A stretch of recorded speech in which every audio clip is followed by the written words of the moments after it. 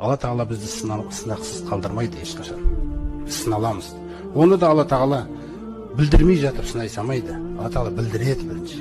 Құрандағы аятымен білдіреді. Аузу биллахи минаш шайтанир раджим. Бақара сүресінде айтқандай, «Вала наблуаннакум».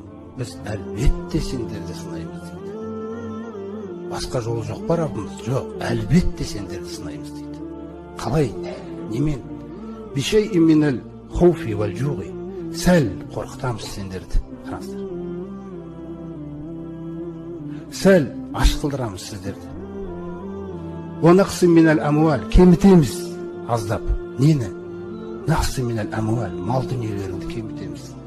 Тексереміз. Ризықты менен деп жүрсің ба? Әлде айлықтан деп жүрсің ба? Көрсетеміз өзіңе өзіңді. Заяға кетіп баратқан шығар өмірің. Әлі де Алла Тағаланы дұрыс танымаған шығарсың.